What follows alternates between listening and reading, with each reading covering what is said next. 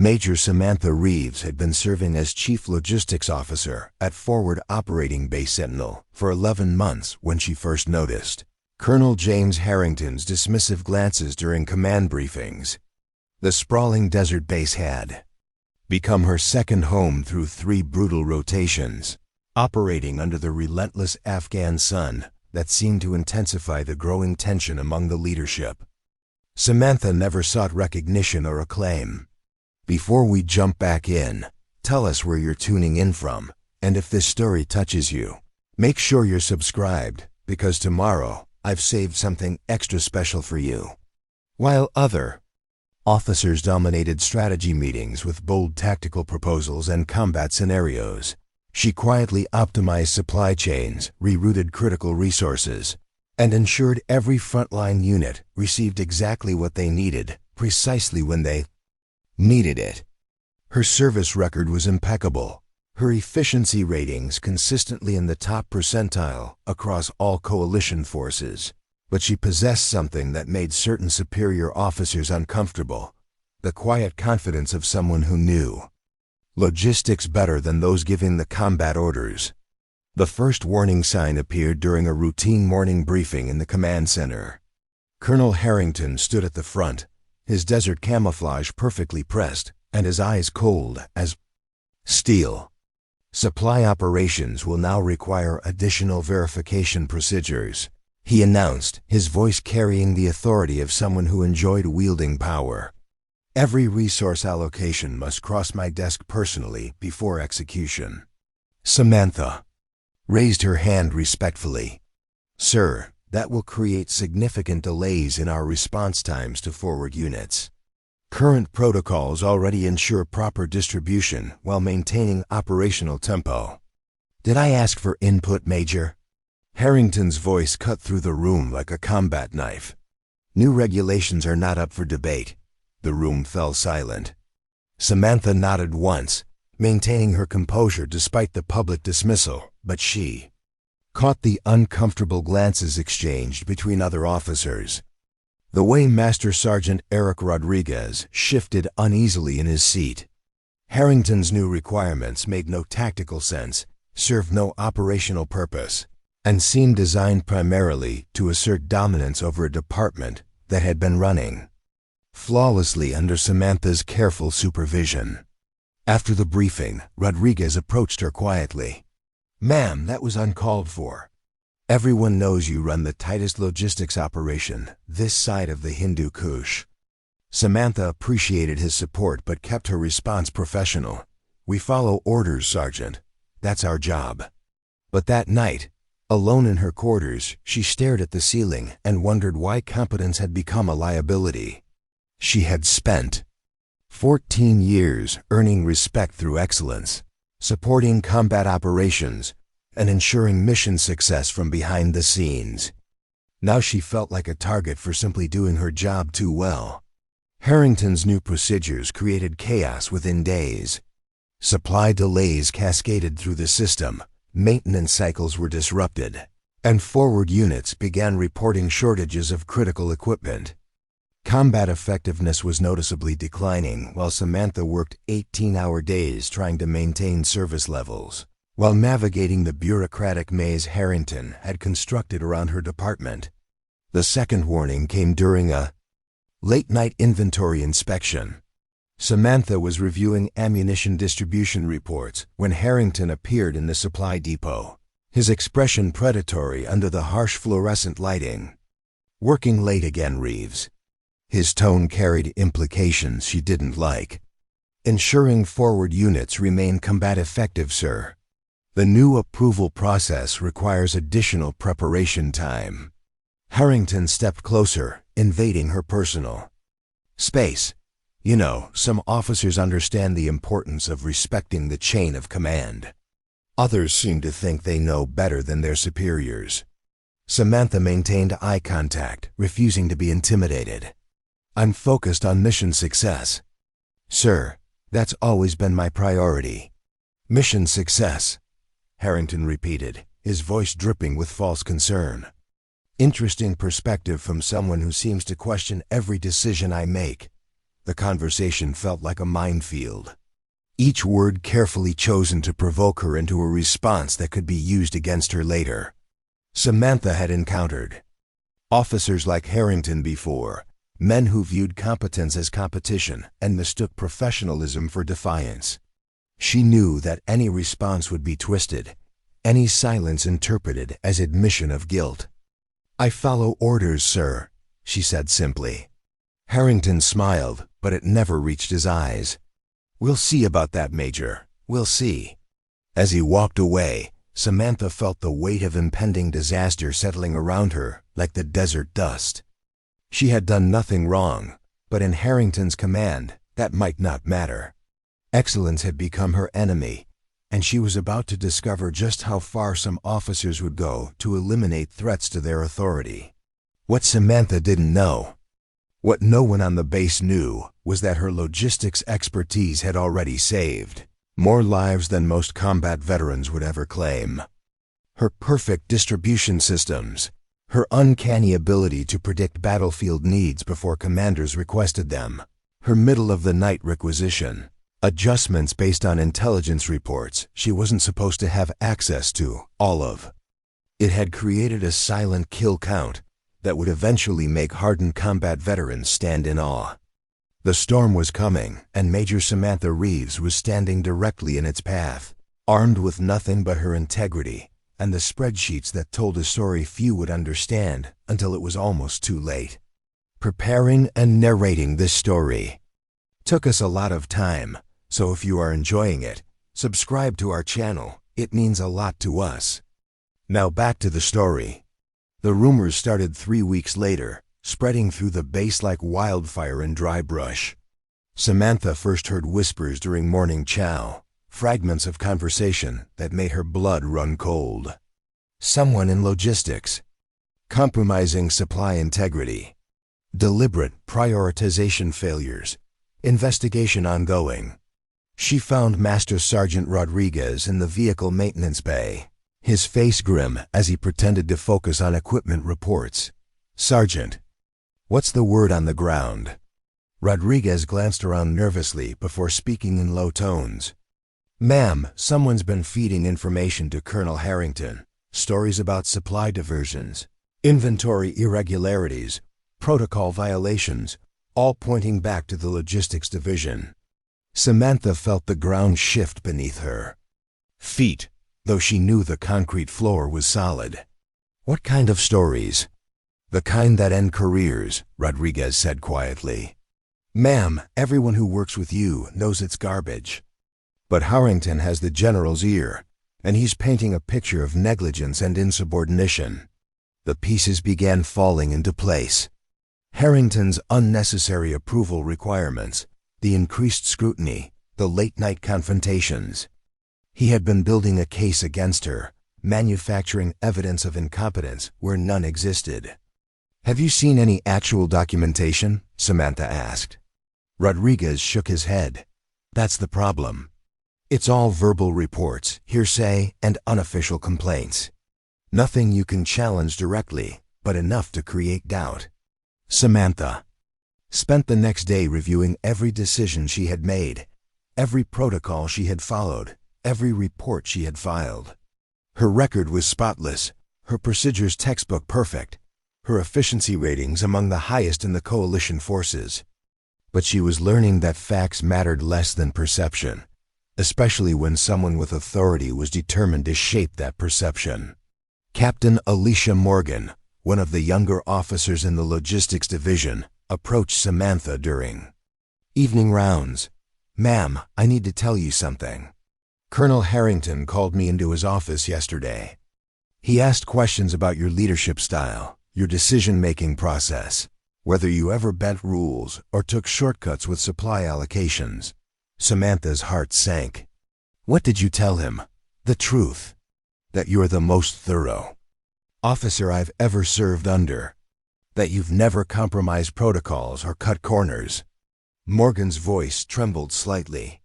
But he kept pushing, suggesting that maybe I hadn't noticed things, that perhaps I was being too loyal to see problems. The systematic nature of Harrington's campaign became clear. He was interviewing her subordinates, planting seeds of doubt, creating a narrative of negligence that would justify whatever action he planned to take. That night, Samantha called her mentor, Colonel Patricia Lawson, who had transferred to the Pentagon 6 months earlier. The conversation was brief but illuminating. "Samantha, be careful," Patricia warned. "Harrington has a reputation for eliminating officers he perceives as threats. He's methodical, patient, and ruthless. If he's targeting you, it's because he sees something in you that challenges his authority. But I've done nothing wrong, Colonel. My record is clean." "That's exactly the problem," Patricia said sadly. "Excellence makes insecure officers nervous. They'd rather have mediocrity they can control than excellence they can't." The next morning brought the first formal accusation. Samantha was summoned to Harrington's office, where he sat behind his desk with a file folder and a satisfied expression. "Major Reeves, I've received concerning reports about your management of logistics operations. Multiple sources indicate you've been diverting supplies to curry favor with certain units while leaving others vulnerable." Samantha maintained her composure. "Sir, I'd like to review those reports and provide documentation of my adherence to all distribution protocols." Harrington's smile was cold. "This isn't a negotiation, Reeves. It's a notification. You're being placed under administrative review pending a full investigation." The words hit like physical blows. Administrative review meant suspension from duties, isolation from her division, and a black mark that would follow her regardless of the outcome. "Sir, I request the opportunity to present evidence in my defense." "You'll have that opportunity through proper channels," Harrington replied dismissively. "Until then, you're restricted to quarters except for meals and mandatory formations."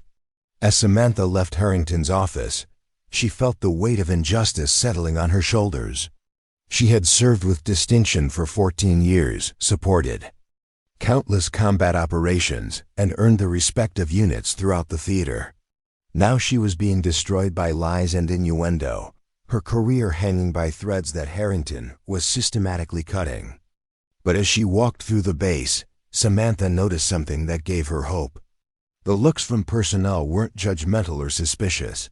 They were sympathetic, angry, and supportive. Master Sergeant Rodriguez nodded respectfully as she passed. Captain Morgan offered a subtle thumbs up. Even soldiers who barely knew her seemed to understand that something unfair was happening. Harrington might have the authority to destroy her career, but he couldn't erase the relationship she had built or the respect she had earned. The storm was intensifying, but Major Samantha Reeves was not facing it alone. The investigation was a sham from the beginning. Samantha sat in a sterile conference room while Harrington presented his case to General William Thornton, the base commander. The evidence was circumstantial, the witnesses coached, and the conclusions predetermined. Major Reeves consistently manipulated supply allocations to favor certain units while compromising others, Harrington declared, his voice carrying false authority. Multiple personnel have reported concerns about her decision-making process and prioritization standards. Samantha listened to her character being systematically destroyed by carefully crafted lies. Every decision she had made was twisted. Every protocol she had followed was reinterpreted as favoritism. Every success was dismissed as luck rather than competence. "Permission to respond, sir?" Samantha asked General Thornton. Thornton, a man she had respected for his fairness, barely looked at her. "The investigation is ongoing, Major. You will have opportunity to provide input through proper channels." The dismissal stung worse than Harrington's accusations. Thornton had seen her work, had commended her performance, had relied on her expertise during critical operations. Now he was treating her like a stranger, a problem to be solved rather than an officer to be protected. After the meeting, Samantha returned to her quarters to find her personal effects being searched by military police personnel. Her computer had been confiscated, her files examined, her privacy violated in service of Harrington's vendetta. "Master," Sergeant Rodriguez found her there an hour later, his face angry and frustrated. "Ma'am, this is wrong. Everyone knows it's wrong. The troops are talking about filing complaints with the Inspector General." Samantha shook her head. "Sergeant, I appreciate the loyalty, but I won't have good people destroying their careers for me. Harrington is too well connected, too powerful. But ma'am, you're the best logistics officer in theater.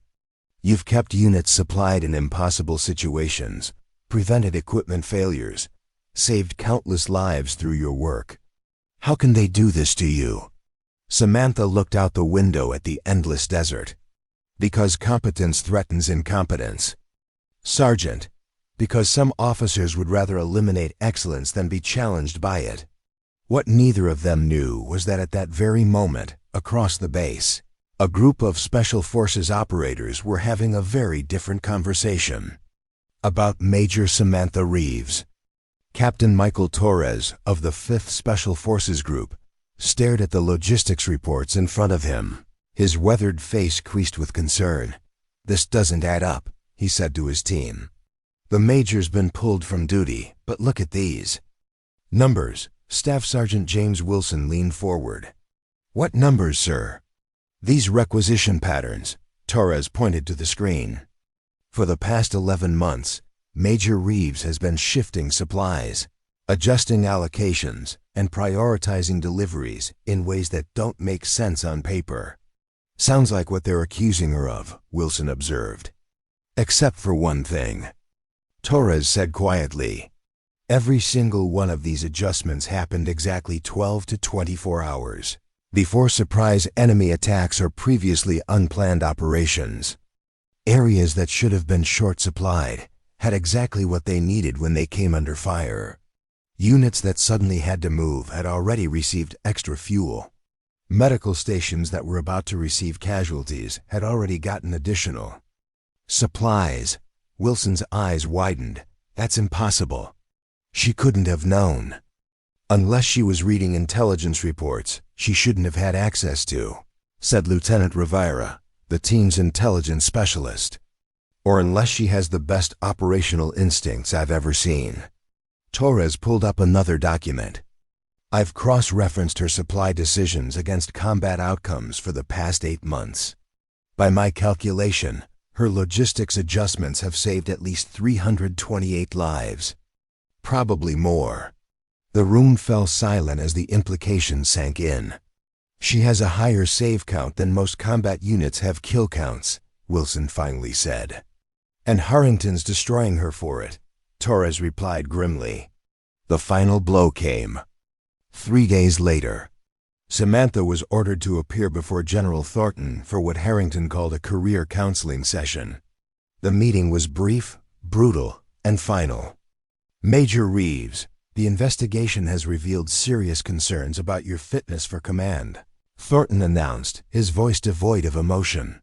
"Effective immediately, you're being transferred out of theater to a support role at Fort Beaver." Samantha felt the world tilt beneath her feet. "Sir, I request a formal hearing.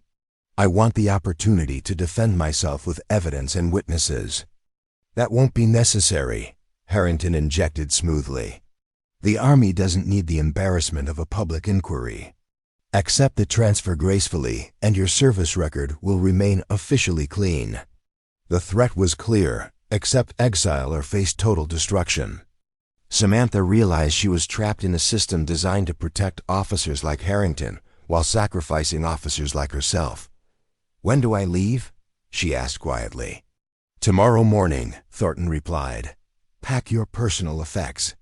A transport will take you to Bagram for the flight home." That night, Samantha sat in her quarters writing letters she would never send. Letters to junior officers who deserved better leadership. Letters to NCOs who had trusted her judgment. Letters to a system that had failed to protect integrity while rewarding corruption. She thought about fighting back, about making noise, about refusing to go quietly. But she also thought about the young officers who looked up to her, the enlisted. Personnel who depended on her example, the principles she had sworn to uphold. Sometimes dignity meant accepting injustice with grace, maintaining honor even when honor wasn't rewarded. Sometimes the most powerful protest was refusing to let corruption change who you were.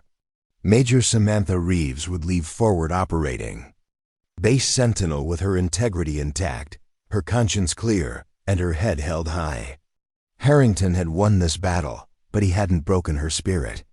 As she packed her single duffel bag, Samantha didn't know that her quiet dignity was about to inspire something unprecedented in modern military history. She didn't know that her walk across that tarmac would become a moment that defined the difference between authority and respect, between command and leadership. She simply prepared to leave with the same professionalism that had defined her entire career, unaware that a group of hardened combat veterans had spent the night reviewing logistics reports and making discoveries that would change everything. The morning of Samantha's departure dawned hot and dusty, with the promise of another scorching day in the Afghan desert. She dressed in her SCUs, every detail perfect despite the circumstances. Her beret sat precisely positioned, her boots polished flawlessly, her bearing military straight despite the weight of injustice on her shoulders. Word had spread throughout the base during the night. Personnel lined the walkways as she made her way toward the airfield, their faces grim with understanding. Master Sergeant Rodriguez stood at attention as she passed, his salute crisp and defiant. Captain Morgan fought back tears, her hand trembling as she brought it to her brow. "They're making a mistake, ma'am," whispered Specialist Jackson, a young supply clerk Samantha had mentored. "Everyone knows they're making a mistake." Samantha nodded once, maintaining her composure. "Take care of each other," she said simply. "That's what matters." On the tarmac, the hot wind whipped around her as she approached the transport helicopter that would carry her away from the only mission she had known for the past year. Behind her, she could hear the whispered conversations of personnel who had gathered to witness her departure. Colonel Harrington stood near the command building, his expression satisfied as he watched his victory unfold. General Thornton remained in headquarters, avoiding the scene he had allowed to happen. The deputy commander, Colonel Sarah Mitchell, stood with folded arms and a carefully neutral expression that couldn't hide her discomfort. As Samantha walked toward the helicopter, she passed a group of soldiers who had served in units she had supported. Specialist Robert Taylor stepped forward, his voice carrying across the tarmac. "Major Reeves," he called out, his voice formal but filled with emotion. "It's been an honor having you support our operations, ma'am." The words hung in the air like a challenge. Other voices joined in, creating a chorus of respect that Harrington's accusations couldn't silence. "Best logistics officer in theater, ma'am. Thank you for always getting us what we needed. We wouldn't be standing here without your work." "Major," Samantha felt her throat tighten, but she maintained her military bearing. She had been prepared for silence, for embarrassment, for the lonely walk of the disgraced. Instead, she was experiencing something unprecedented, a base's refusal to accept injustice quietly. At the helicopter's edge, the crew chief, Sergeant Michael Davies, helped her aboard. She had worked with Davies during multiple resupply operations, had trusted him with critical deliveries, had seen him grow from an uncertain soldier into a confident professional. "Ma'am," he said quietly, "did you know this would happen? Did you expect the troops to respond like this?" Samantha looked back at the faces watching her departure. These were professionals who understood excellence, who recognized integrity, who knew the difference between leadership and authority. They might not have the power to change her fate, but they had the courage to bear witness to injustice. As the helicopter lifted off from the base, Samantha kept her eyes forward, focused on the horizon where her uncertain future waited. She didn't turn around to see what was beginning to happen behind her, didn't witness the extraordinary events that were about to unfold across the entire theater of operations. But throughout the coalition forces, something unprecedented was stirring. In the Special Forces Operations Center, Captain Torres was briefing his team on a discovery that would change everything. "These are Major Reeves' logistics adjustments from the past 3 months," he explained, pointing to a digital map. "And these are the subsequent enemy attacks and casualties." The correlation was undeniable. Somehow, through intuition or intelligence, or sheer operational brilliance, Samantha Reeves had been positioning supplies exactly where they would be needed, often before the combat commanders even knew they would need them. "Her predictive adjustment saved my entire platoon during the Kandahar operation," Lieutenant Williams said quietly. "We would have run out of ammunition if those extra supplies hadn't mysteriously arrived the night before." Across the base, similar conversations were happening as personnel began connecting dots that had been invisible until now. The medical unit was reviewing casualty rates before and after Samantha took over logistics.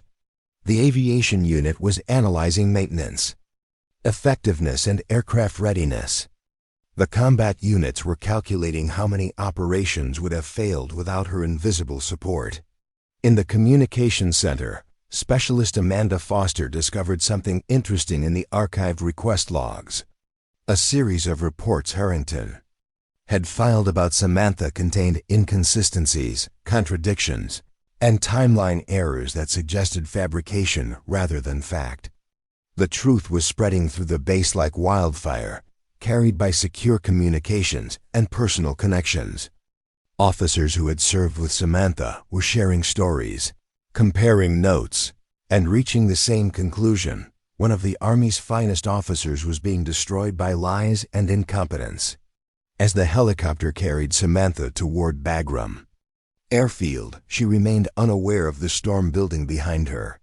She focused on maintaining her dignity, on preserving her integrity, on leaving with the same professionalism that had defined her career. She had no idea that her quiet grace was about to inspire something unprecedented in modern military history, that her walk across that tarmac would become a moment that revealed the difference between true leadership and hollow authority. The mountains stretched endlessly before her, but behind her, justice was beginning to stir in ways that would reshape everything.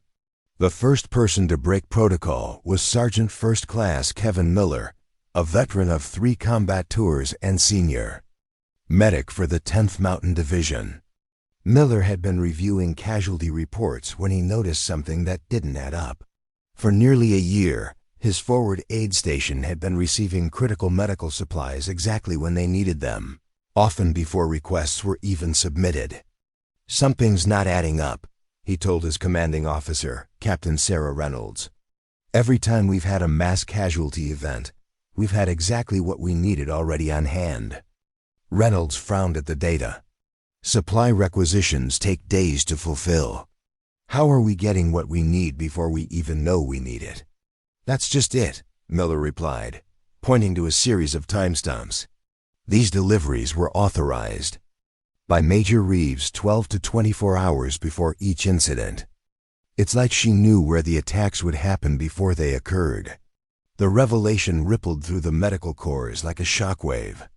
Similar patterns were being discovered across other units as well. In the Operations Center of Task Force Eagle, Major David Chun was connecting his own dots. "Every time we've had an unexpected engagement in the past 9 months, we've had surplus ammunition and equipment precisely where we needed it," he explained to his staff.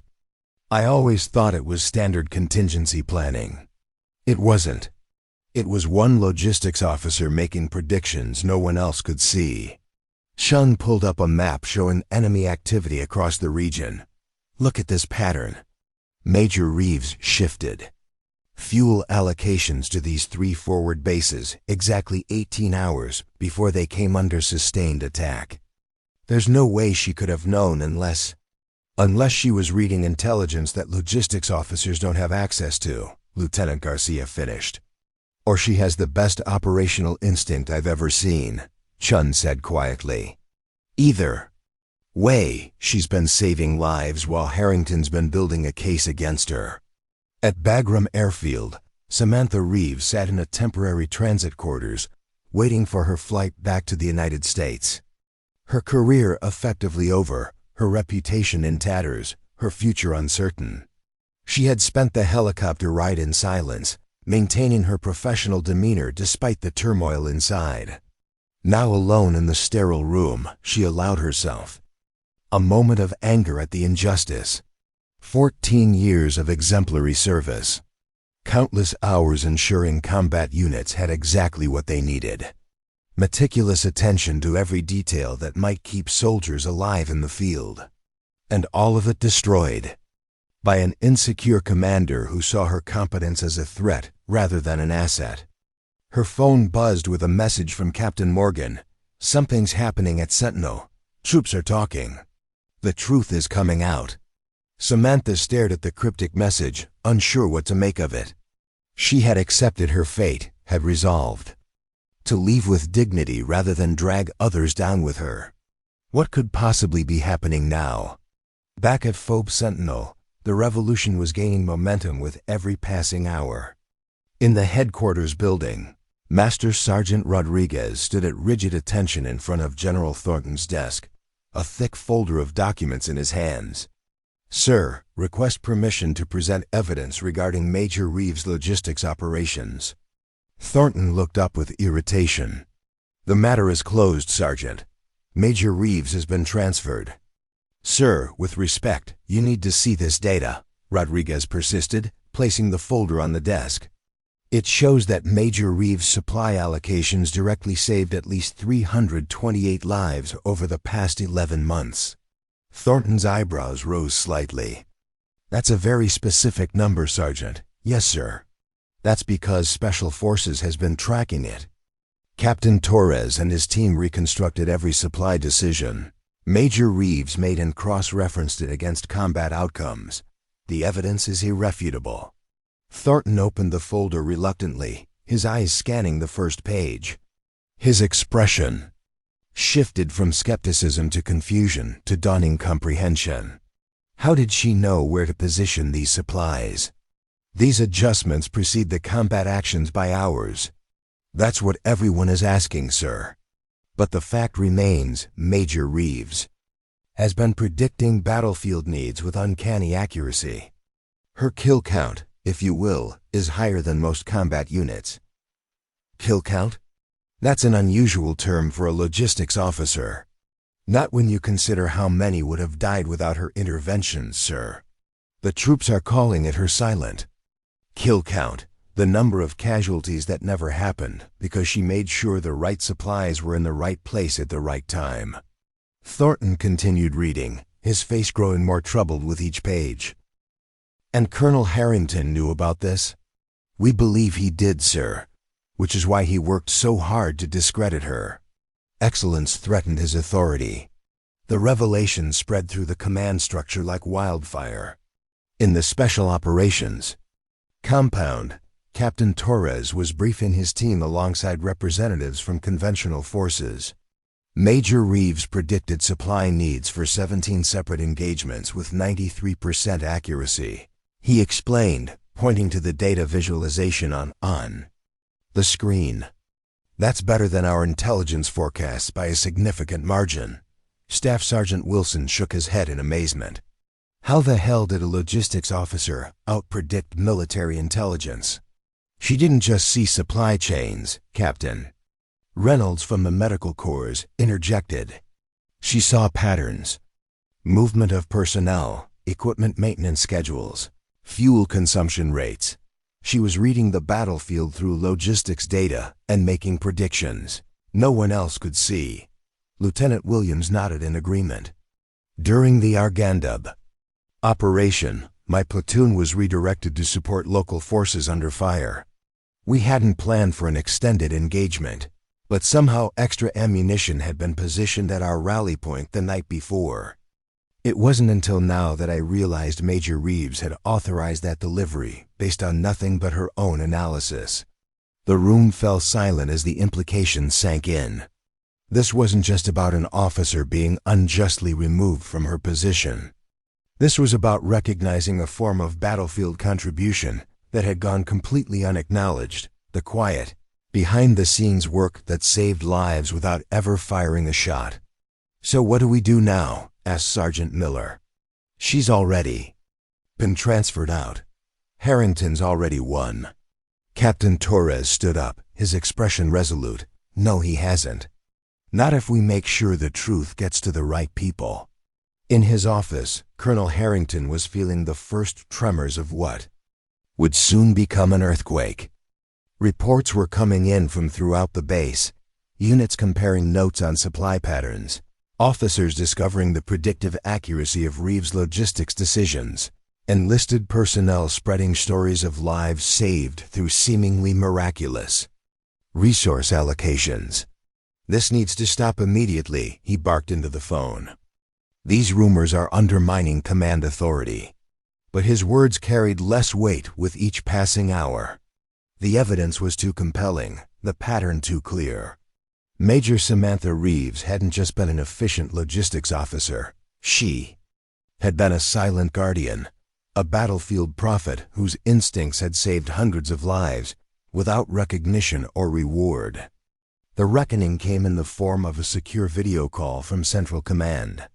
General Michael Harrison, the theater commander, appeared on the screen in Thornton's office, his expression grave. "General Thornton, I've received some disturbing reports about the removal of Major Samantha Reeves from her position. Multiple units are providing data that contradicts the accusations against her." Thornton, to his credit, didn't attempt to deflect. "Sir, I've been reviewing that same data. It appears we made an error in judgment. Major Reeves' logistics operations show an extraordinary pattern of predictive accuracy that directly contributed to saving lives." "An error in judgment?" Harrison's voice was dangerously quiet. "From what I'm seeing, it was a catastrophic failure of leadership. You allowed a competent officer to be systematically destroyed based on fabricated evidence. Evidence that a simple data analysis would have disproven." "Yes, sir. I accept full responsibility." "Where is Major Reeves now?" "In transit at Bagram, sir. Scheduled for a flight to the States tomorrow morning. Recall her immediately. And prepare for a full command inspection. I want to know exactly how this happened and who was responsible." At Bagram Airfield, Samantha was preparing for a fitful night's sleep when a sharp knock came at her door. Opening it, she found herself facing Colonel Jessica Reynolds, the base commander. "Major Reeves," Reynolds said formally, "you're being recalled to FOB Sentinel effective immediately. A helicopter is waiting to transport you back." Samantha's heart raced, but her face remained impassive. "May I ask why, Colonel?" "New evidence has come to light regarding your logistics operations. Evidence that contradicts the accusations against you." Reynolds allowed herself a small smile. "Apparently, you've been keeping quite a few soldiers alive without anyone noticing." The helicopter ride back to Sentinel was surreal. Samantha sat in silence, trying to process what was happening. How had her careful work been discovered? Who had connected the dots that she herself had been careful to keep disconnected? For 11 months, she had been reading intelligence reports she shouldn't have had access to, analyzing patterns others missed, making supply decisions based on predictions she couldn't officially justify. She had covered her tracks carefully, documenting each decision with plausible operational reasons, never revealing that she was positioning resources based on threat, assessments no logistics officer was supposed to be conducting. As the helicopter approached Sentinel, Samantha saw something that took her breath away. Hundreds of personnel were gathered on the landing zone, standing in formation. Not the disorganized crowd of a casual gathering, but the precise lines of a military honor guard. "What's happening?" she asked the crew chief. "They're waiting for you, ma'am," he replied with a grin. "Word got out about your kill count." "My what?" "Your kill count, ma'am. The number of casualties that never happened because you made sure units had what they needed before they knew they needed it. The Special Forces guys calculated it at 328 confirmed saves, probably more." Samantha felt a surge of emotion she couldn't quite name. For nearly a year, she had been working in secret, using her analytical skills to predict battlefield needs, positioning supplies based on intelligence she gleaned from reports she wasn't supposed to see. She had never sought recognition, had never expected anyone to notice the patterns in her work. As the helicopter touched down, she composed herself and straightened her uniform. Whatever was happening, she would face it with the same professionalism that had defined her career. Stepping onto the tarmac, Samantha was met by a sight she never expected to see. Soldiers from every unit on the base stood in formation, their faces solemn but their eyes filled with respect. At the front stood General Thornton, Colonel Mitchell, and the command staff. Conspicuously absent was Colonel Harrington. Captain Torres stepped forward, rendering a perfect salute. Major Reeves, Task Force Sentinel, requests your return to duty as Chief Logistics Officer. Your unique skills are essential to mission success and personnel safety. Samantha returned the salute crisply. Thank you, Captain. I'm prepared to resume my duties immediately. As she walked through the formation toward headquarters, soldiers nodded in respect. Some whispered, "Thank you," as she passed. Others simply stood at attention, acknowledging with their posture what words couldn't express. In the headquarters building, General Thornton was waiting in the conference room, his face a mask of professional neutrality that couldn't quite hide his discomfort. "Major Reeves," he began formally, "I owe you an apology. The accusations against you have been thoroughly disproven. Your record has been cleared, and you are hereby reinstated to your position with full authority." Samantha maintained her composure. "Thank you, sir. I appreciate the correction of the record." "There's more," Thornton continued.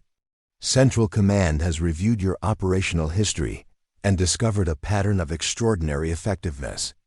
Your ability to predict battlefield needs and position resources accordingly has saved hundreds of lives. That kind of talent deserves recognition." He slid a folder across the table. "You're being promoted to Lieutenant Colonel, effective immediately, and offered command of the newly formed Predictive Logistics Unit at Central Command. Your methods will be studied and implemented across the theater." Samantha stared at the folder, momentarily speechless. After nearly losing everything, she was being offered a promotion and a command that would allow her to expand her methods throughout the entire operation. "What about Colonel Harrington?" she asked quietly. "Colonel Harrington has been relieved of command pending investigation," Thornton replied, his voice tight. "His actions in fabricating evidence against you will be thoroughly reviewed." Outside the headquarters building, word was spreading rapidly. The logistics lady who had been dismissed in disgrace was returning as a hero, her silent contributions finally recognized, her methods validated by the highest levels of command. In the mess hall, Specialist Jackson was explaining to a group of newly arrived soldiers. She never fired a shot, never led a combat patrol, but she saved more lives than most of the trigger pullers in this whole theater. She could read the battlefield through supply requisitions and maintenance reports, could tell where the enemy was going to hit next just by analyzing fuel consumption and ammunition requests. "That's impossible," one of the new arrivals scoffed. Master Sergeant Rodriguez, overhearing the conversation, stepped in. "That's what everyone thought, until we started counting. 328 confirmed saves.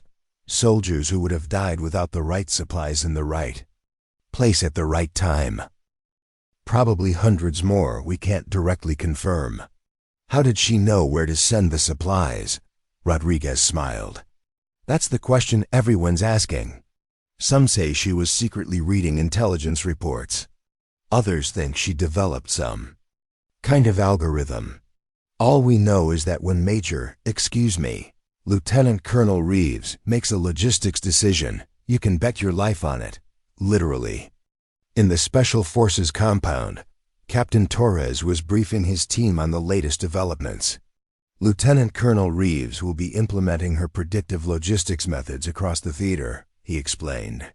"Each unit will designate a liaison to work with her team, learning to recognize the patterns she's been using to predict battlefield needs. So she's officially allowed to do what she was doing in secret all along? Lieutenant Williams asked. More than allowed, Torres replied. She's been ordered to expand it. Central Command wants her methods institutionalized, wants every logistics officer in theater trained to think the way she thinks. Staff Sergeant Wilson shook his head in amazement. From nearly court-martialed to creating a new operational doctrine in less than 48 hours. That's got to be some kind of record. It's more than that, Torres said quietly. It's a recognition that not all battlefield contributions involve pulling triggers. Sometimes the most important work happens behind the scenes, in spreadsheets, and supply chains and maintenance schedules. Work that saves lives without ever making headlines. In her office, her old office, now with a new nameplate reading LTC Samantha Reeves, Samantha was reviewing the logistics operations that had continued in her absence. Despite Harrington's interference, her systems had largely continued. Functioning, a testament to the team she had built and the procedures she had established. Captain Morgan knocked on the open door. "Ma'am, the unit liaisons are assembled for your briefing." Samantha nodded, gathering her materials. "Thank you, Captain. And thank you for your support during the investigation. It meant more than you know." Morgan smiled. "We all knew the truth, ma'am. We just needed the right people to see it too." Walking to the briefing room, Samantha passed Colonel Harrington's former office, now empty as he awaited transfer and investigation. She felt no satisfaction in his downfall, only a sense that justice had finally been served. Excellence had been recognized, competence had been rewarded, and the system had eventually corrected itself. The briefing room was packed with officers from every unit in the theater, many joining via video conference from remote locations. All had come to learn from the logistics lady whose silent kill count had finally been recognized. As Samantha stepped to the podium, the room fell silent. These were combat veterans, hardened soldiers who had faced enemy fire and made life or death decisions under pressure. Yet they looked at her with a respect usually reserved for battlefield commanders. "Thank you all for coming," she began, her voice steady and professional. "What I'm about to share isn't revolutionary or groundbreaking. It's simply a different way of looking at the data we already have. A way of reading the battlefield through logistics patterns that can help us position resources where they'll be needed before the need becomes critical." For the next hour, she explained her methods, how she analyzed fuel consumption to predict unit movements, how she correlated maintenance requests with operational tempo, how she used ammunition expenditure rates to forecast upcoming engagements. It was meticulous, analytical work that required both technical expertise and tactical understanding. When she finished, the questions came rapid-fire, detailed and thoughtful. These officers weren't skeptical. They were eager to learn, to understand how this quiet logistics expert had developed a system that saved hundreds of lives through nothing more dramatic than well-placed supplies. Colonel Mitchell approached her after the briefing, her expression thoughtful.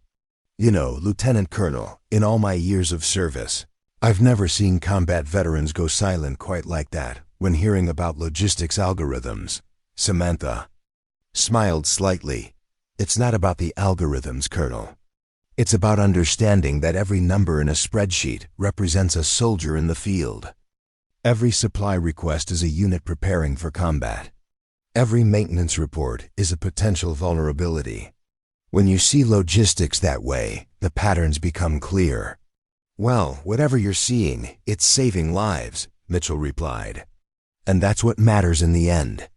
As Samantha walked back to her quarters that evening, she reflected on the extraordinary turn of events.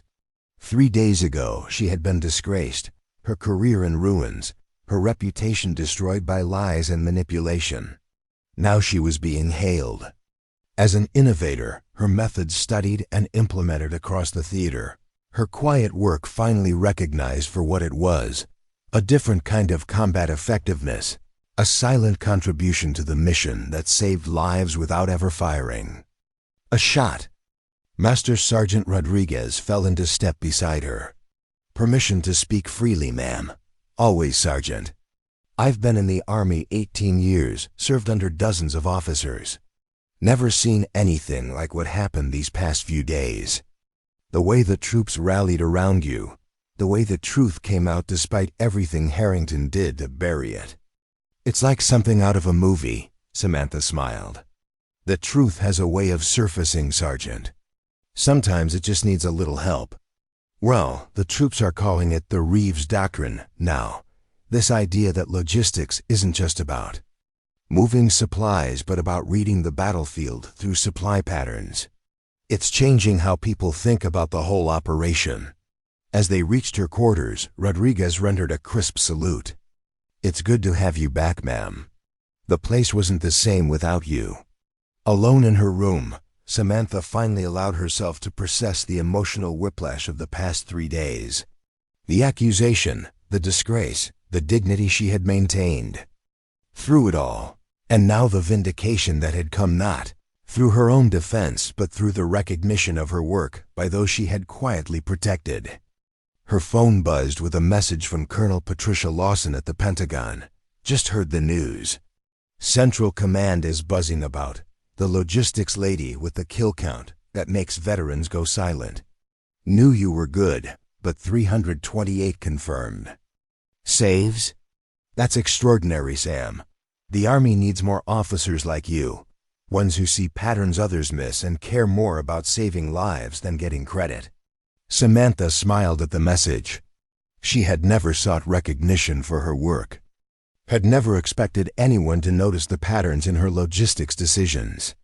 She had simply done what she thought was right, used every skill and insight she possessed to protect the soldiers who depended on her support. Tomorrow would bring new challenges, new responsibilities, new opportunities to implement her methods across the entire theater. The Predictive Logistics Unit would formalize what she had been doing instinctively, would turn her individual insight into institutional practice. But tonight, she could take satisfaction in knowing that excellence had prevailed over politics, that competence had been recognized despite attempts to suppress it, that the quiet, behind-the-scenes work of supporting combat operations had finally been acknowledged for what it was, a different kind of heroism, no less valuable for being less visible.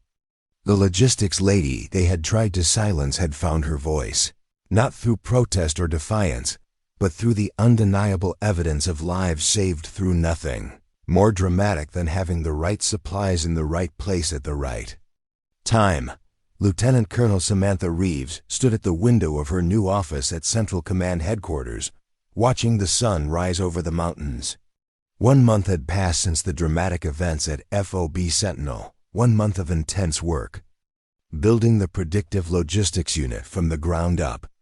The spacious office still felt unfamiliar, the polished desk too large, the multiple computer screens displaying real-time data from across the entire theater of operations almost overwhelming in their scope. A knock at the door interrupted her thoughts. Major David Chin, her newly appointed deputy, entered with a tablet in hand. "Morning brief is ready, ma'am," he announced. "We've got representatives from 12 forward operating bases waiting in the conference room." Samantha nodded, straightening her uniform. "Thank you, Major. Let's not keep them waiting." The conference room was packed with officers from across the coalition forces, some physically present, others joining via secure video conference from remote locations. The atmosphere was charged with anticipation.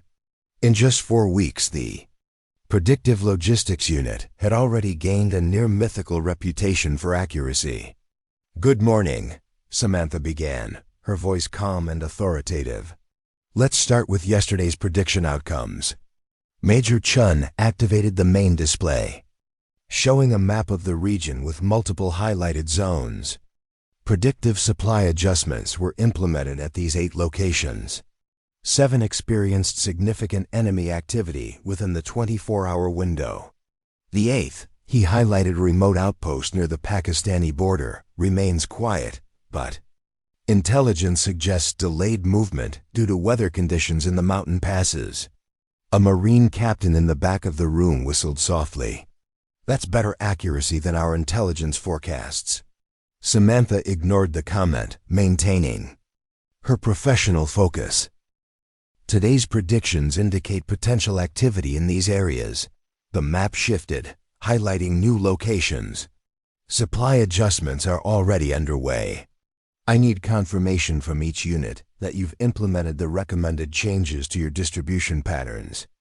One by one, the unit representatives confirmed compliance with the predictive logistics directives. Some had been skeptical initially, but results had quickly silenced doubts. When Lieutenant Colonel Reeves predicted you would need extra medical supplies or ammunition at a specific location, you made sure they were there. The evidence was too compelling to ignore. After the briefing, Major Chun lingered as the room emptied. "Ma'am, General Harrison has requested your presence at the 1400 strategy session."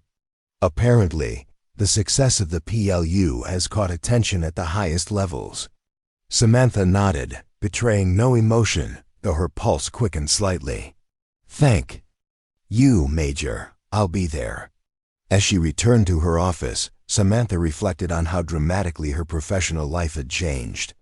1 month ago, she had been fighting to save her career, branded as incompetent and disruptive by a commander who felt threatened by her excellence. Now she was being invited to strategy sessions with the theater commander, her methods validated and implemented across the entire operation. The afternoon strategy session was held in the heavily secured inner sanctum of headquarters. Generals from each coalition force sat around a polished table, surrounded by intelligence officers and operations specialists. Samantha entered quietly, taking the seat indicated at the far end of the table. General Harrison nodded in acknowledgement before turning to the group. "Before we begin the standard briefing, I've asked Lieutenant Colonel Reeves to join us. For those who haven't been following the development of the Predictive Logistics Unit, they've achieved remarkable results anticipating battlefield needs across the theater." He gestured toward Samantha. "Colonel, would you share your latest findings with the group?" Samantha stood, activating her tablet to display data on the main screen. "Sir, analysis of supply consumption patterns over the past 3 weeks indicates increased activity in these 4 provinces. The map highlighted regions that didn't align with current intelligence estimates. Fuel consumption, ammunition requests, and medical supply usage all point to enemy force concentration here, and here." The intelligence officers exchanged glances. A British brigadier leaned forward. "That contradicts our current assessment. We're tracking primary movement in these areas instead." He highlighted different regions. Samantha nodded respectfully. "Yes, sir, I'm aware of the discrepancy. However, the logistics patterns are unmistakable. Units in these regions are consuming resources at rates that indicate significant contact, even when their official reports don't reflect it." The room fell silent as the implications sank in. Samantha was suggesting that ground truth differed from official reporting, that units were engaging enemy forces without fully documenting the encounters, that the battlefield reality was being filtered before reaching command. General Harrison broke the silence. "How confident are you in this assessment, Colonel?" "Very confident, sir. The patterns are consistent across multiple units and supply categories. It's not a statistical anomaly." Harrison studied the map thoughtfully. "So you're telling me that official reports aren't capturing the full picture of enemy activity?" "The data suggests that possibility, sir. Units request supplies based on operational realities, regardless of what gets reported up the chain of command." A ripple of discomfort passed through the room.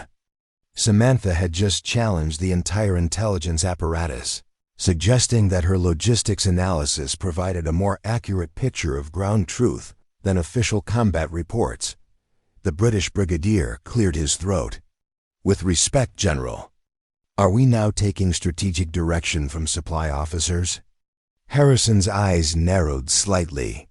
We're taking input from every available source, Brigadier. And when one source consistently predicts battlefield developments with greater accuracy than others, I'd be a fool to ignore it. He turned back to Samantha. Continue your analysis, Colonel. I want daily updates on these discrepancies. Yes, sir. As the meeting continued, Samantha remained quiet, speaking only when directly addressed. But she felt the weight of attention from around the table. She had just crossed an invisible boundary, moving from logistic support to strategic assessment, from tracking supplies to interpreting the battlefield itself. Later that evening, General Harrison called her to his private office.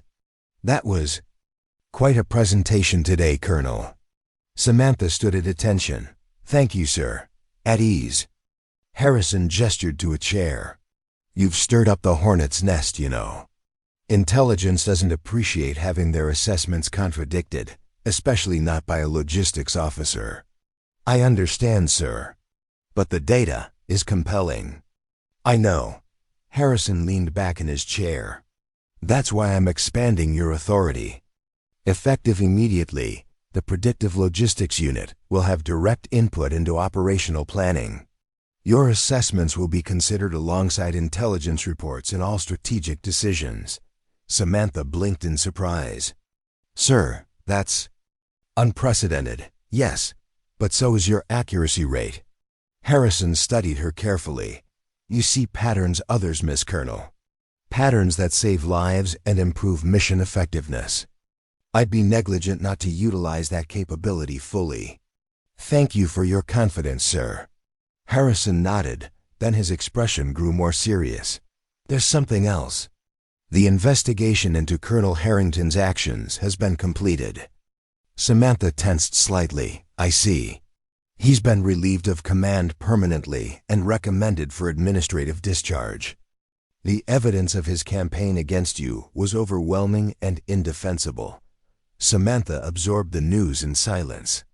She felt no satisfaction in Harrington's downfall, only relief that justice had prevailed and that other officers wouldn't suffer. Similar persecution. There's more, Harrison continued. General Thornton has submitted his resignation, effective next month. His failure to protect you from Harrington's vendetta represented a significant leadership failure. Sir, I never wanted. This isn't about what you wanted, Colonel. It's about maintaining the integrity of the command structure. When senior officers allow personal vendettas to compromise operational effectiveness, there must be consequences. Harrison's expression softened slightly. For what it's worth, Thornton acknowledged his failure. His final official act was to recommend you for the Bronze Star. Samantha couldn't hide her surprise. Sir, for meritorious service directly contributing to combat effectiveness and the preservation of life. 328 lives. To be precise, the recommendation has been approved. As Samantha walked back to her quarters that night, she struggled to process the day's developments. In just 1 month, she had gone from disgraced officer to strategic advisor, from fighting for her career to receiving one of the military's highest honors. Captain Torres was waiting outside her door, his expression unreadable in the dim light. Got a minute, ma'am? Of course, Captain. Torres hesitated, choosing his words carefully. Words spreading about your presentation at the strategy session, about how you challenged the intelligence assessment based on logistics patterns. News travels fast. In a combat zone, faster than bullets. Torres smiled slightly. The thing is, ma'am, you're changing how we understand the battlefield. Not just at the tactical level, but strategically.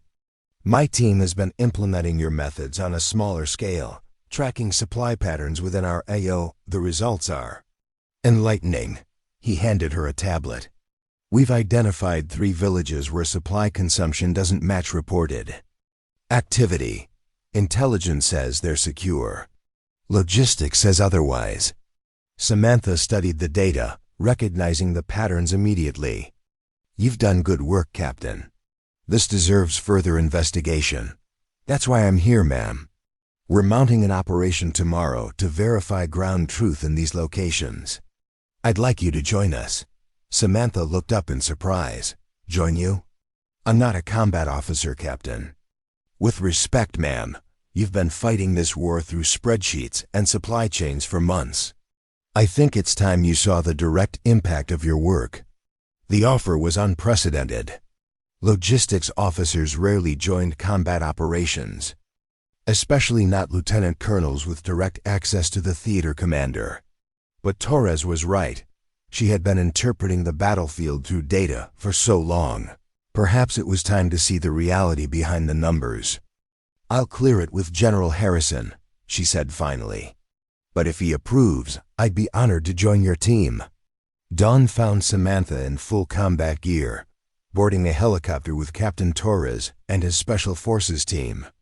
General Harrison had approved her participation with minimal hesitation, recognizing the value of giving his new strategic advisor first-hand experience with the reality she had been analyzing from headquarters. "First time outside the wire, ma'am?" Staff Sergeant Wilson asked as the helicopter lifted off. "Not exactly," Samantha replied. "I did convoy security during my first deployment. But it's been a while," Wilson nodded respectfully. "Well, we're glad to have you with us. Your work has saved a lot of lives, including some on this team." The helicopter set them down 2 kilometers from the first village, allowing the team to approach on foot without announcing their presence. Moving through the rocky terrain, Samantha felt a growing sense of connection between the abstract data she worked with daily and the physical reality of the battlefield. Torres signaled a halt as they reached a ridgeline overlooking the village. According to official reports, this area has been secure for 3 months. Minimal enemy activity, cooperative local population, successful stabilization operations. Samantha studied the scene through binoculars. But the supply consumption tells a different story. Increased ammunition requests, medical supplies far above baseline, fuel consumption consistent with regular patrol contact. Exactly. Someone's shooting at something, even if it's not making it into the reports. Torres turned to his team. "Standard recon pattern. Eyes open, weapons ready, but no engagement unless necessary. We're here to verify, not escalate." Moving carefully down to the village, the team maintained a low profile, splitting into pairs to cover more ground without attracting attention. Samantha stayed with Torres, observing how the village differed from what the reports described. "Look there," she whispered, pointing to fresh damage on several buildings. "Those aren't 3 months old." Torres nodded grimly. "And those aren't farming implements being loaded into that truck." They watched as local men transferred crates from a storage building to a waiting vehicle, their movements furtive and hurried. Even from a distance, Samantha recognized the distinctive shape of ammunition containers. "Sir," Wilson's voice came quietly through the radio, "northeast corner, building with the blue door. We've got what looks like a casualty collection point. Recent bloodstains, medical packaging." "Roger that," Torres replied. "Continue observation. Maintain distance." For the next hour, the team documented evidence that directly contradicted official reports. This wasn't a secure, stabilized village, but an active support zone for insurgent operations, complete with supply caches and medical facilities. Why isn't any of this in the reports? Samantha asked as they withdrew to a safe distance. Torres's expression was grim. "That's the question, isn't it? Either the units responsible for this area don't know what's happening, which is a catastrophic intelligence failure, or they know and aren't reporting it," Samantha finished. "But why? Multiple possibilities. Pressure to show progress. Reluctance to admit deteriorating conditions. Maybe protection of local assets." Torres shook his head. "Whatever the reason, it creates a dangerous disconnect between perceived reality and ground truth. A disconnect you identified through supply patterns when everyone else missed it." They visited the other 2 villages with similar results. In each location, the reality on the ground contradicted official reporting, revealing active insurgent presence in supposedly secure areas. By the time they returned to base that evening, they had compiled irrefutable evidence of a significant intelligence gap. General Harrison received their report immediately, his expression growing darker with each detail. "This confirms what your logistics analysis suggested, Colonel. We're operating on flawed information across significant portions of the battle space." "Yes, sir. The discrepancy between reported conditions and ground truth is substantial." Harrison paced his office, absorbing the implications. "This goes beyond normal friction or reporting delays. This is systemic misrepresentation of battlefield conditions." He stopped suddenly, fixing Samantha with an intense gaze. "I need you to expand your analysis. Full theater, every region, complete comparison of logistics patterns against reported activity. If this is happening in 3 villages, it's happening elsewhere. That will require significant resources, sir. And it will likely generate resistance from various commands. You'll have whatever you need. And as for resistance..." Harrison's expression hardened. "I didn't become theater commander by avoiding difficult truths, Colonel. If our operational picture is compromised, I need to know the full extent of the problem." The next 2 weeks were the most intense of Samantha's career. The Predictive Logistics Unit expanded rapidly, analyzing supply patterns across the entire theater, identifying discrepancies between reported activity and resource consumption. The results were sobering. Nearly 30% of supposedly secure areas showed logistics patterns consistent with active combat operations. The findings sent shockwaves through the command structure. Some unit commanders reacted defensively, challenging the methodology and conclusions. Others acknowledged the discrepancies, but offered explanations that ranged from plausible to absurd. A few admitted outright that they had been under pressure to report progress regardless of ground truth. In her expanded office, now a bustling operations center filled with analysts and logistics specialists, Samantha coordinated the massive effort to reconcile the competing narratives of the war.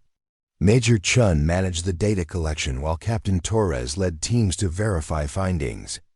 On the ground, building an increasingly comprehensive picture of reality versus reporting.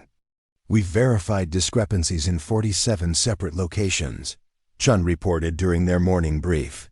"Special Forces teams have confirmed our analysis in 28 of those areas, with the remainder pending investigation."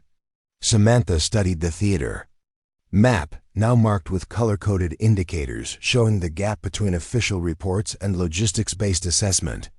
"What's the pattern? Are there commonalities in the misreporting?" "Yes, ma'am. The largest discrepancies appear in areas under pressure to show security progress. Regions highlighted in previous briefings as success stories show the greatest divergence between reported conditions and ground truth. The implications were profound. The entire strategic approach was based on a progressively flawed understanding of battlefield conditions, with decisions made using information that failed to reflect reality. Through nothing more dramatic than careful analysis of supply patterns, Samantha had uncovered a systemic failure that threatened the entire mission.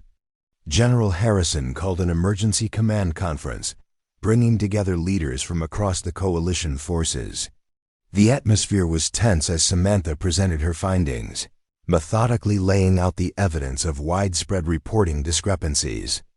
"In summary," she concluded, "logistics analysis indicates that approximately 30% of our operational areas show significant divergence between reported conditions and actual activity.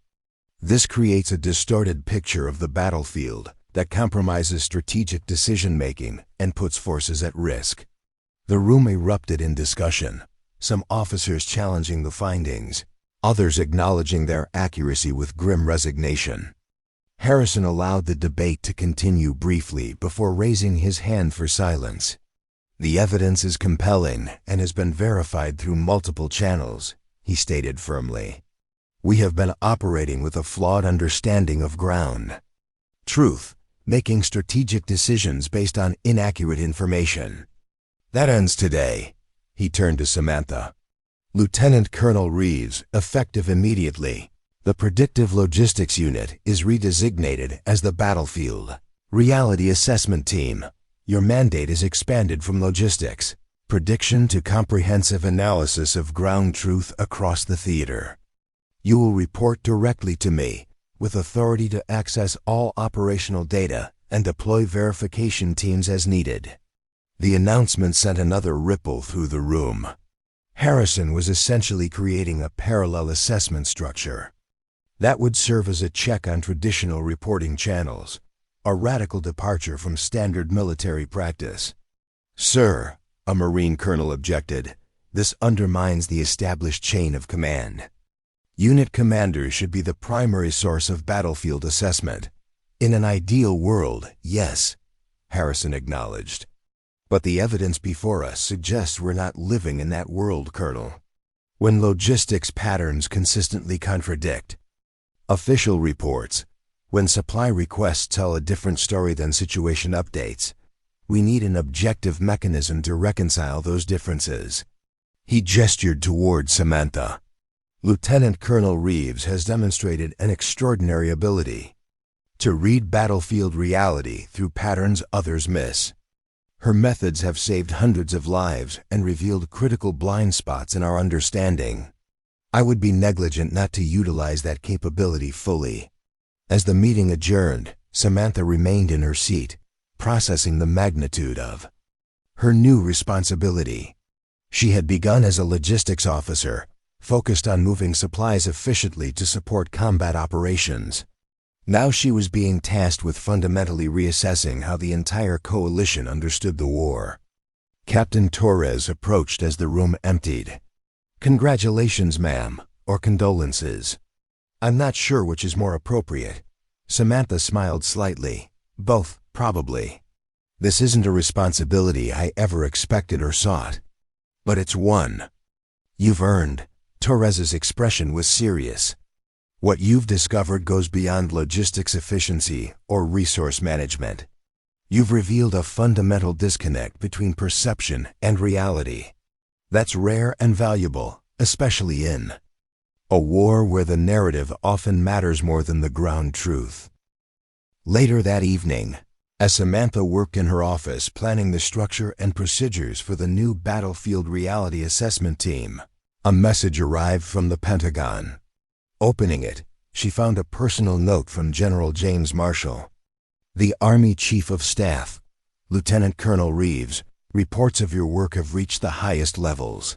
Your ability to discern ground truth through logistics patterns represents an innovative approach to battlefield assessment that has implications beyond the current theater. Upon completion of your current assignment, you are directed to return to the Pentagon to establish a strategic reality assessment division under direct supervision of the Joint Chiefs. The Army needs officers who see clearly when others don't, who recognize patterns others miss, and who have the courage to speak truth regardless of consequence. Your journey from persecuted logistics officer to strategic advisor exemplifies the best traditions of military leadership, quiet competence, in service of mission success, regardless of personal cost." Samantha read the message twice, hardly believing its contents. From the brink of career destruction to the Pentagon, working directly with the Joint Chiefs, it was a transformation she could never have imagined when she was fighting Colonel Harrington's vendetta just weeks ago. A knock at her door interrupted her thoughts. Master Sergeant Rodriguez entered, rendering a crisp salute. "Sorry to disturb you, ma'am, but we've received the first batch of liaison officers for the new team. They're waiting for orientation." Samantha returned the salute. "Thank you, Sergeant. I'll be right there." As she gathered her materials, Samantha reflected on the extraordinary journey that had brought her to this point. The persecution she had endured, the dignity she had maintained through it all, The vindication that had come not through her own defense, but through the undeniable value of her work. All of it had led to this moment of transformation, not just for her career, but for how the entire military understood the battlefield. The logistics lady they had tried to silence had found her voice, and that voice was now reshaping how wars were fought and understood, one supply request at a time. 1 year later, Colonel Samantha Reeves stood at the window of her Pentagon office, watching as spring rain washed over the nation's capital. The view was drastically different from the dusty mountains of Afghanistan, manicured lawns and orderly buildings replacing rugged terrain and forward operating bases. Yet the work remained fundamentally the same, finding truth in data that others missed. The Strategic Reality Assessment Division had grown from a radical experiment to an essential component of military planning in just 12 months. What had begun as Samantha's personal methodology for predicting battlefield needs through logistics patterns had evolved into a comprehensive approach to evaluating ground truth across all theaters of operation. "Colonel, the Joint Chiefs are ready for your briefing," announced her executive officer, Major Lisa Chun, formerly a logistics analyst who had recognized the value of Samantha's methods and requested transfer to the new division. Samantha nodded, gathering her materials. "Thank you, Major. Let's not keep them waiting." The Joint Chiefs Conference room was imposing by design, a space where the nation's highest military leaders made decisions that would shape conflicts around the world. As Samantha entered, she felt the weight of responsibility that came with addressing such an audience, but none of the intimidation that might have affected her a year earlier. Experience had taught her that her insights, however unconventional their source, had value that transcended rank or tradition. Colonel Reeves, General Marshal, the Army Chief of Staff, acknowledged her with a nod. "We're eager to hear your assessment of the new Pacific deployment patterns." Samantha moved to the podium with quiet confidence. "Thank you, sir." As requested, the Strategic Reality Assessment Division has analyzed logistics patterns across the Pacific theater following implementation of the new force distribution model. She activated the main display, showing a detailed map of the region with overlay data. "Our findings indicate significant discrepancies between reported readiness and actual operational capability in 3 key deployment zones." The Air Force chief leaned forward, his expression skeptical. "Discrepancies based on supply chain analysis? That seems like a stretch, Colonel." Samantha had encountered this reaction countless times since establishing the division. Military leaders trained in traditional intelligence and operational assessment often struggled to accept that logistics patterns could reveal truths that conventional reporting missed. "With respect, General, the data is quite clear," she replied evenly. "When units report full operational capability, but their maintenance requests show critical equipment at 60% functionality, that represents a significant reality gap. When ammunition expenditure during routine training exceeds combat-level consumption rates, that tells us something important about actual operational tempo." She continued methodically through her presentation, highlighting how supply consumption patterns revealed ground truth that contradicted official reporting across multiple domains. By the time she finished, even the most skeptical chiefs were engaged, asking detailed questions about methodology and implications. General Marshall concluded the session with what had become his standard endorsement. "Gentlemen, I remind you that Colonel Reeves' methodologies have been validated repeatedly across multiple theaters. Her unit identified the reality gap in Afghanistan that led to our strategic readjustment there, predicted the operational challenges in the Horn of Africa 3 weeks before they materialized, and provided the most accurate assessment of adversary capabilities in Eastern Europe. When logistics patterns contradict official reports, history has shown we should pay attention." Back in her office, Samantha reviewed the day's proceedings with Major Chun.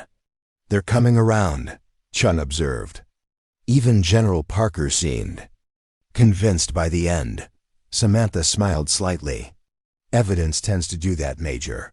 When the data is compelling enough, even the most traditional minds can change. It's more than the data, ma'am, Chun replied. It's how you present it. You don't challenge their authority or expertise. You simply show them reality as revealed through patterns they hadn't considered before. The observation was astute. Throughout her journey from persecuted logistics officer to Pentagon colonel, Samantha had learned that transforming military thinking required more than just being right. It required presenting truth in ways that allowed tradition-bound leaders to accept new perspectives without feeling threatened or diminished. A knock at the door interrupted their discussion. Captain Michael Torres, now assigned as the division's Field Operations Director, entered with a tablet in hand. "Ma'am, we've received the first data sets from the new deployment in the Philippines," he announced. Early analysis shows concerning patterns in forward area supply consumption. Samantha took the tablet, quickly scanning the information. Her eyes narrowed as she recognized familiar indicators, ammunition expenditure rates that suggested combat operations rather than training, medical supply consumption consistent with treating casualties, fuel usage patterns that indicated operational tempo far beyond reported levels. "This looks like Afghanistan all over again," she said quietly. "Units engaging in significant contact but reporting minimal activity." Torres nodded grimly. "That was my assessment as well. The question is why?" "Political considerations, most likely," Chun suggested. "The deployment was approved with strict limitations on combat operations. Acknowledging actual contact levels would violate those parameters." Samantha considered the implications. "We need verification. Captain, assemble a field assessment team. I want boots on the ground confirming these patterns within 72 hours. "Yes, ma'am. Will you be joining the team?" Torres asked. The question gave Samantha pause. As a Pentagon colonel, she rarely deployed for field assessments anymore, delegating that role to experienced team members. But some situations demanded personal attention, especially when the findings might have strategic implications. "Yes. I'll lead this one myself," she decided. "This pattern is too similar to what we saw at the beginning in Afghanistan. I need to see it firsthand." 2 days later, Samantha was airborne over the Pacific, reviewing data with a small team of specialists trained in her methodology. The flight provided time for detailed analysis, identifying specific locations where logistics patterns most strongly contradicted official reporting. "These 3 forward operating areas show the greatest discrepancies," she explained, highlighting points on the digital map. "Ammunition consumption 340% above training parameters. Medical supplies consistent with treating combat casualties. Equipment maintenance requests indicating battle damage rather than normal wear." Major James Wilson, a veteran of the original Predictive Logistics Unit from Afghanistan, studied the patterns. "Same signatures we saw before. Units engaging in significant combat operations, but reporting only training activities and routine patrols. The question is whether command is aware," Captain Sarah Rodriguez added. "Are unit commanders filing accurate reports that get sanitized further up the chain? Or is the reality gap beginning at the source?" "That's what we're going to find out," Samantha replied. "And that's why we're bringing the assessment directly to Theater Command once we've verified ground truth." Upon landing at the main coalition base in the Philippines, Samantha was met by the Deputy Theater Commander, Brigadier General Thomas Hart. His expression suggested he already knew why she had come. "Colonel Reeves," he greeted her formally. "I understand you're conducting a reality assessment of our operations here." "That's correct, General. Standard procedure for all new deployments now." Hart nodded, his face carefully neutral. "Of course, though I assure you our reporting is accurate and comprehensive." "I'm sure it is, sir," Samantha replied diplomatically. This is simply verification of that accuracy through supplementary methodologies. Both understood the careful dance being performed. Hart was acknowledging her authority to conduct the assessment while asserting the integrity of his command's reporting. Samantha was validating his statement while clearly indicating her intention to verify independently. Over the next 3 days, Samantha's team conducted a thorough evaluation of forward operating areas, comparing reported activities with physical evidence and supply consumption patterns. The discrepancies were even more significant than the data had suggested. Units were engaging in regular combat operations against insurgent forces, sustaining casualties, and expending combat-level resources while reporting only training activities and occasional security patrols. In the field command center of a Marine unit near the southern islands, Captain Miguel Santos walked Samantha through their operations map. His expression was conflicted, torn between professional honesty and loyalty to chain of command. "The official reports show minimal engagement," Samantha observed, "yet your ammunition expenditure suggests otherwise." Santos hesitated before responding. "Colonel, we're operating under strict row and reporting parameters. The situation on the ground is more complex than what appears in official channels." "Complex how, Captain?" "We're engaging hostile forces daily, ma'am. But our orders are to classify these as training exercises with opposition forces or response to minor security incidents." He lowered his voice. "The political situation doesn't allow for acknowledgement of active combat operations." Samantha had heard similar explanations in Afghanistan, political considerations, shaping how battlefield reality was reported, creating a gap between ground truth and official narrative that ultimately compromised strategic decision-making. "I understand the pressures, Captain," she said carefully. "But you know as well as I do that accurate reporting is essential for proper resourcing and strategic planning. When we hide ground truth, we endanger missions and personnel." "Yes, ma'am, but these orders come from above my pay grade." "I know. And that's why my team exists, to provide senior leadership with reality assessment that isn't filtered through operational concerns or political considerations." By the 4th day, Samantha had compiled irrefutable evidence of a significant reality gap across the entire theater. Units were engaged in active counterinsurgency operations while reporting only security, assistance, and training. Casualties were being sustained but classified as training accidents or non-combat injuries. Equipment was being damaged in engagements but reported as maintenance issues. She requested a private meeting with General Michael Cooper, the theater commander.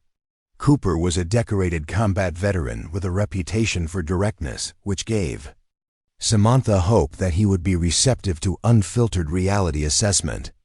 In his office overlooking the South China Sea, Cooper listened without interruption as Samantha presented her findings, methodically laying out the evidence of systematic misreporting throughout the command. "That's a comprehensive analysis, Colonel," he acknowledged when she finished. "And unfortunately, entirely accurate." Samantha hadn't expected such immediate validation. "You're aware of the discrepancies, sir?" "Of course I am." Cooper stood and moved to the window. "This deployment was authorized under strict parameters, security assistance, training, advisory roles only. No combat operations, no counterinsurgency activities, no direct engagement with hostile forces." "But that's not the reality on the ground," Samantha observed. "No, it's not. The reality is that we're engaged in active combat operations against a well-organized insurgency. My troops are fighting and dying in engagements that officially don't exist." Cooper's expression was grim. "The political appetite for acknowledging another counterinsurgency operation simply isn't there. So we adapt our reporting to match policy rather than reality. With respect, General, that creates a dangerous strategic disconnect. When planning and resourcing decisions are based on fictional conditions rather than ground truth, Missions fail and people die unnecessarily. Cooper turned to face her directly. You don't need to explain that to me, Colonel. I've watched it happen in 3 different theaters. The question is, what do you intend to do with your assessment? It was a loaded question. Samantha's mandate gave her direct reporting access to the Joint Chiefs, bypassing traditional command structures. Her assessment would be seen by the highest levels of military leadership without filtering or interpretation. My responsibility is to provide unvarnished reality assessment to strategic leadership, sir. That's what I intend to do. Cooper nodded slowly. I expected nothing less. For what it's worth, I hope your report forces a reckoning with ground truth. My people deserve to have their actual mission acknowledged and properly resourced. The flight back to Washington gave Samantha time to finalize her report and consider its implications. This wasn't just about accurate reporting or proper resourcing. It was about the fundamental integrity of military operations, the alignment between what forces were actually doing and what leadership officially acknowledged. As her team compiled the final assessment, Captain Torres approached with a concerned expression. Ma'am, you realize this report will cause significant disruption. There are powerful interests invested in maintaining the current narrative about this deployment. Samantha had faced similar warnings throughout her career. From the moment Colonel Harrington had targeted her for removal because her competence threatened his authority, she had been navigating the treacherous waters where truth confronted power. I'm well aware, Captain. But we don't exist to validate comfortable fictions. We exist to ensure that strategic decisions are based on ground truth, regardless of whether that truth aligns with preferred narratives. Torres smiled slightly. That's what I told the team you'd say. Just wanted to make sure you're prepared for the blowback. After what we went through in Afghanistan? This is familiar territory.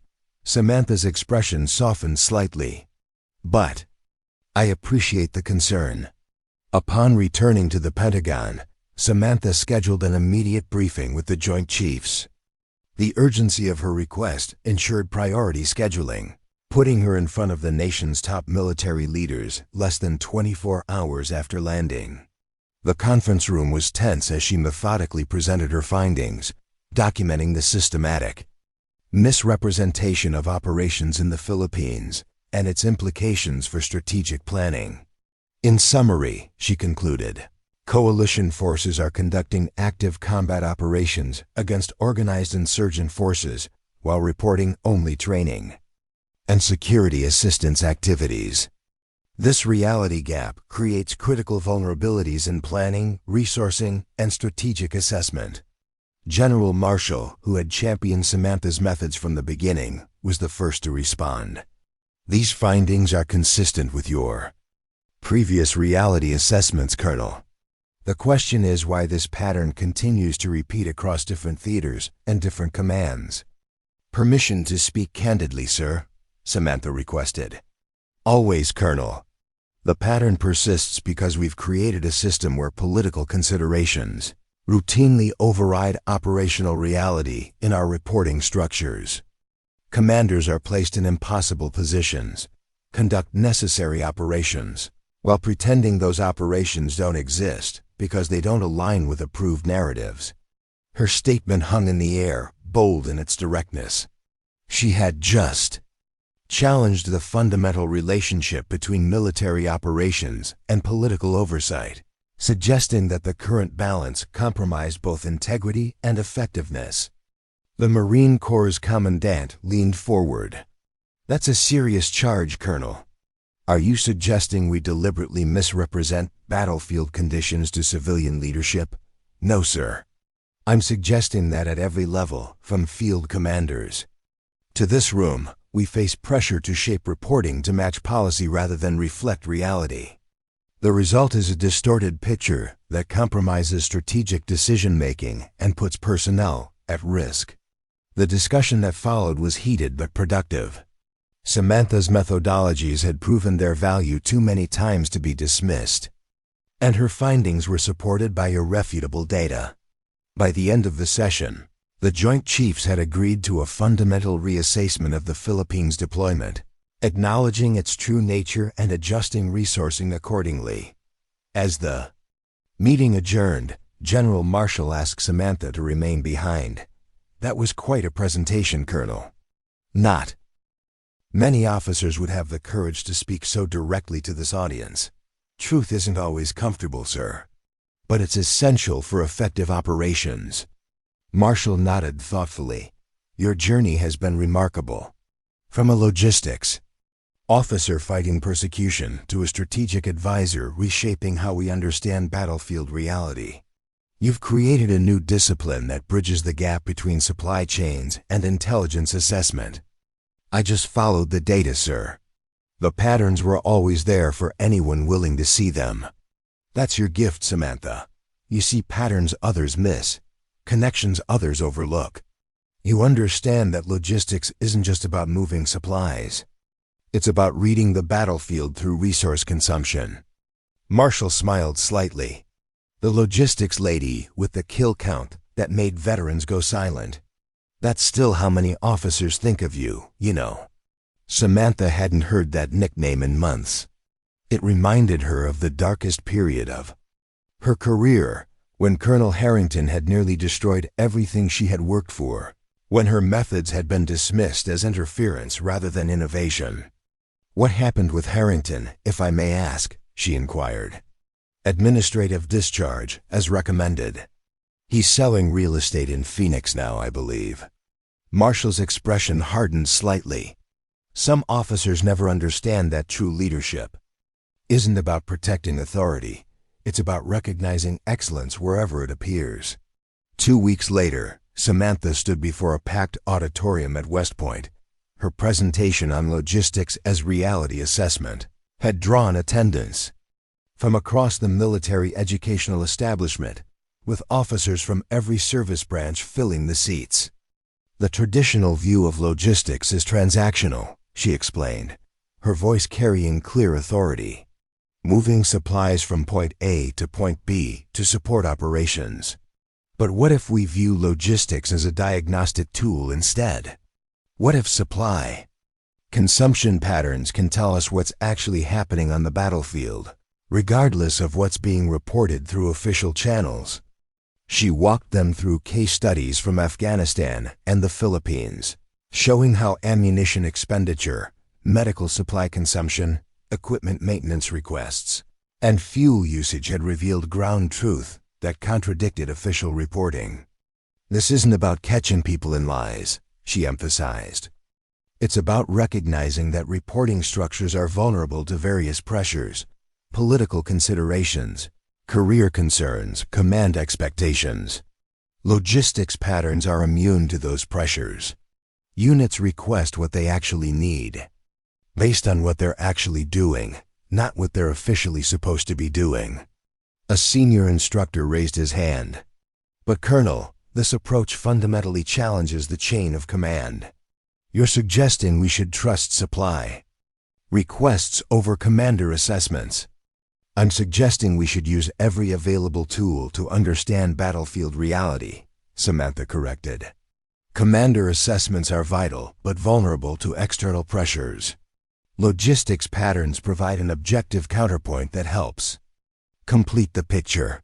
Another officer stood. "Your method saved my unit in Kandahar province 3 years ago. We were engaged in heavy contact, but reporting minimal activity due to political constraints. Somehow you ensured we had the ammunition and medical supplies we needed, despite what our official reports claimed." "How did you know?" Samantha smiled slightly. "I read the patterns, Captain. Your ammunition requests told me you were in sustained firefights. Your medical supply consumption told me you were taking casualties. Your fuel usage told me you were conducting operations beyond your reported parameters. The numbers don't lie, even when reports might." After the presentation, Samantha was approached by a group of cadets, their expressions earnest and curious. One young woman stepped forward, her posture military perfect, but her eyes filled with questions. Colonel, they teach us about integrity and honesty as core values. But your work suggests that throughout the military, reports are routinely shaped to match policy rather than reality. How do we reconcile those contradictions? It was a profound question that cut to the heart of the challenges Samantha had been addressing throughout her career. She considered her response carefully. The system isn't perfect, she acknowledged. Officers often face impossible choices between operational necessity and policy constraints. My work isn't about assigning blame, it's about creating mechanisms that allow ground truth to reach decision makers regardless of those pressures. She looked at the cadets, seeing in their faces the future of military leadership. Your generation has an opportunity to build on what we've started.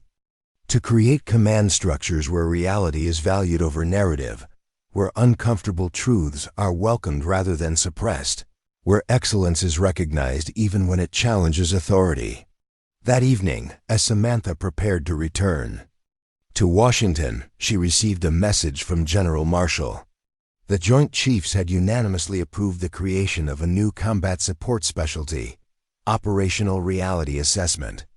The discipline she had pioneered would now be institutionalized throughout the military, with dedicated officers trained in her methodologies deployed across all theaters. Looking out at the academy grounds where future officers were being shaped, Samantha reflected on the journey that had brought her to this moment. From the persecuted logistics officer at FOB Sentinel to the architect of a new military discipline, she had transformed not just her own career, but the fundamental approach to understanding battlefield reality. The logistics lady they had tried to silence had not only found her voice, but had used it to create lasting change. Her quiet competence, once threatened by insecure authority, had ultimately revealed a new way of seeing the battlefield through the objective lens of supply chains and resource consumption rather than the filtered perspective of traditional reporting. As cadets crossed the parade ground in the distance, Samantha hoped they would inherit a military where excellence was protected rather than persecuted, where integrity was rewarded rather than punished, where the quiet dignity of those who maintain their principles in the face of injustice would be recognized as the true foundation of leadership. The patterns were always there, hidden in plain sight for those willing to see them. The truth was always available, embedded in the data for those courageous enough to acknowledge it. And sometimes, the most profound contributions came not from the flashy combat operations that made headlines, but from the methodical analysis of spreadsheets and supply requests that revealed what was really happening when no one else was looking. The kill count that made veterans go silent hadn't been about lives taken, but about lives saved through nothing more dramatic than having the right supplies in the right place at the right time. That was Samantha Reeves' legacy, transforming logistics from a support function to a strategic discipline that ensured decisions were based on reality rather than convenient fiction. As she headed to her waiting vehicle, a group of instructors rendered sharp salutes. The respect in their eyes told her everything she needed to know about how far she had come and how many lives she had touched through her quiet revolution in military thinking. The logistics lady had changed warfare not by fighting battles, but by ensuring that those who did had what they needed to succeed.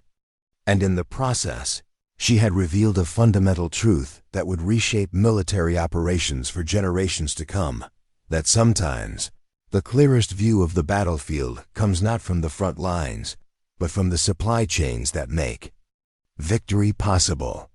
If you enjoyed this story, don't forget to hit the subscribe button and become part of our community. Where are you watching from? Drop a comment below. We love hearing from our amazing viewers around the world.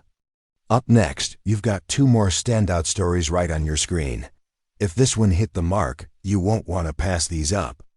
Just click and check them out. And don't forget to subscribe and turn on the notification bell so you don't miss any upload from us.